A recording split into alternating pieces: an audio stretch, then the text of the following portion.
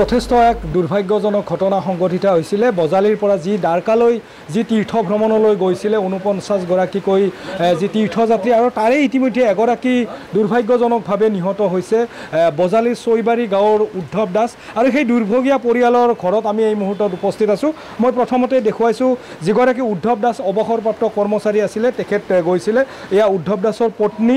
দেখুৱাইছোঁ বিশেষভাৱে সক্ষম পুত্ৰ আৰু উদ্ধৱ দাসৰ এয়া তিনি ভাতৃ তেওঁলোকে ইতিমধ্যে খুব শোকাকুল পৰিৱেশে বিৰাজ কৰিছে এই ঘৰখনত যেহেতু এতিয়াও খুব ভাল ধৰণে তেওঁলোকে খবৰ পোৱা নাই কি হৈছে কেনে ধৰণে হৈছে কোনো ধৰণৰ খবৰ তেওঁলোকে লাভ কৰিবলৈ সক্ষম হোৱা নাই যিসকল তীৰ্থযাত্ৰী গৈছিলে ইতিমধ্যে বেছিভাগে যেহেতু অৱসৰপ্ৰাপ্ত কৰ্মচাৰী তেওঁলোকৰ বিশেষ ধৰণৰ মোবাইলত তেনে ধৰণে তেওঁলোকে সংযোগ নাজানে বা হোৱাটছআপ বা ফেচবুকৰ কথাও তেওঁলোকে বিশেষ নাজানে বাবে তেওঁলোকে বিশেষ ধৰণে পৰিয়ালৰ সৈতে অৱগত কৰিব পৰা নাই মই পোনে পোনে আপোনাৰ ওচৰলৈ আহিছোঁ এয়া হৈছে উদ্ধৱ দাসৰ দুৰ্ভগীয়া পত্নী মই তেখেতৰ ওচৰত আহিছোঁ আপুনি কেতিয়া শেষৰবাৰ তেখেতৰ সৈতে ফোনত কথা পাতিছিল পৰহি গধূলি কৈছি মোৰ একো হোৱা নাই আমাৰ দাদাৰে হৈছে এনেকৈ কৈছি মই অলপ ঔষধ আনিছোঁ তথাপিতো মোৰ হোৱা নাই তাৰপিছত ৰাতি বোলে ১১টা বজাত হৈছে কালি মই ফোন কৰি আছোঁ ৰিচিভ কৰা নাই গধূলিয়ে গম পালোঁ তেখেতে নাই বুলি কেনেকৈ গম পালে গধূলি বেলেগৰ মুখত শুনিলোঁ কোনোবাই ফোন কৰিছিল নেকি আমাৰ গাঁৱৰে মোৰ বাবুটো বিকলাংগ নাজনে ছাৰ আকৌ মোক এতিয়া একো নালাগে ছাৰ মোক ডেড বডিটো ঘৰত আনি দিব লাগে ছাৰ এই আপোনাৰ ওচৰত অনুৰোধ ছাৰ ইতিমধ্যে মোৰ কথা আপোনাৰ শেষ শ্ৰদ্ধা জনাবলৈ আপোনাৰ মৃতদেহটো শ্ৰদ্ধা জনাব লাগে ঘৰত মোৰ বাবুটো দেউতাকে ক'ব নোৱাৰে ছাৰ তথাপিতো কান্দি আছে সিয়াক একবাৰ দেখাব লাগে ছাৰ সেয়ে কৈছোঁ ছাৰ আপুনি যাতে শেষ শ্ৰদ্ধা যাতে জনাব পাৰে তাৰ বাবে আপোনাৰ মৃতদেহটো আনি দিয়াৰ ব্যৱস্থা কৰক ছাৰ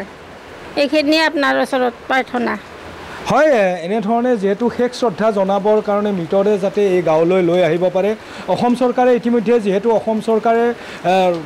তৎপৰতাত গুজৰাট চৰকাৰে চিকিৎসা প্ৰদান কৰিছে এইগৰাকী লোক যাতে নিহত লোকগৰাকী শেষ শ্ৰদ্ধা পৰিয়ালে জনাব পাৰে তাৰ বাবে অনুৰোধ জনাইছে এগৰাকী পুত্ৰ আছে কেতিয়া দেউতাৰ লগত কথা পাতিছে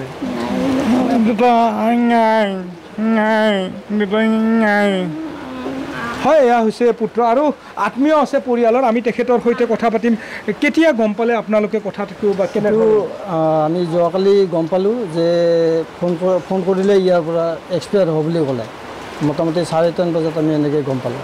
গম পোৱাৰ পিছত লৰালৰিকৈ আহিলোঁ ইয়াতে কণ্টেক্ট কৰি আছোঁ এতিয়ালৈকে কোনো ধৰণৰ সিহঁতৰ লগত যিমানকেইজন মানুহ গৈছে এতিয়ালৈকে কণ্টেক্ট কৰি আছোঁ খালি কয় যে আমি অমুকত আছোঁ আমি এজেণ্টৰ লগত কোনো